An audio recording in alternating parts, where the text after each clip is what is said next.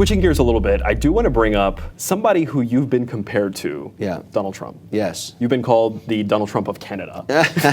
First of all, I want to know what you feel about that. Yeah, no, I know accurate? Donald Trump, and I've met his son, actually. I've met the family. I have a lot of respect for what he does as a business leader.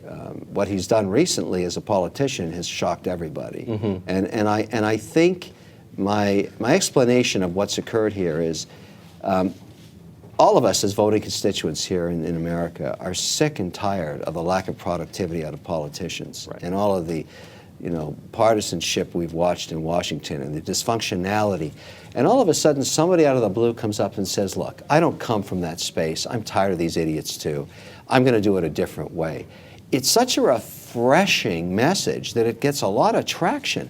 That doesn't mean he can win a presidency. He's still going to have to get the Latinos and Hispanic groups that are very important voters in this country on board, or he'll never make it. That's the law of statistics. He's got to embrace, and I think the only way Donald gets to be president, if he wants to get there, because I don't know if he really wants the end goal, he's going to have to show us as voters that he can bring together a cabinet of very, very strong people to run the government. He's their titular leader. He's the vision guy. He's said that many times. But I want to know who's going to be the Secretary of State, who's going to run finance, who's going to support business, who's going to do all the things the government has to do.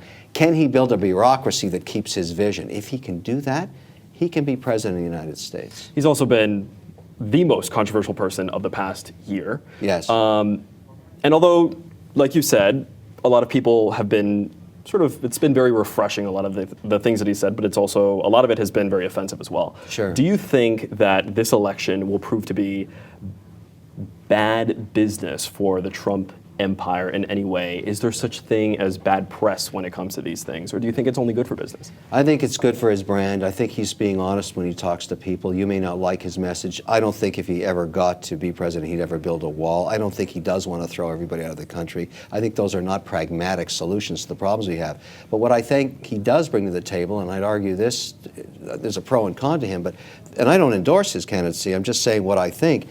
He has been masterful all his life in getting things done in business, which are very complicated, particularly restructurings. You would think that the talent skill involved in negotiating with multiple constituencies and getting them all to agree to something is a talent you could take to Washington and use. And we don't have enough of that in Washington. So from that perspective, I have a lot of respect for him, and maybe he can pull this off. But to actually become president of a country and lead a country, you can have a vicious battle during your candidacy and during the election, but when you actually get that role, you need to unite the country. You can't leave out any part of it. You have to be the leader of every Hispanic, every person of color, every Latino, every white American, every Asian American. You have to be their leader, and they have to trust you. And you have to get there on the way to becoming president. And that's where Trump has a challenge. He's got to finally face up to the fact that he said he'd throw out every Hispanic that didn't, have a long legacy here. That's not realistic. He's going to have to embrace those people. They're going to have to trust him, and they're going to have to vote for him if he wants to be president.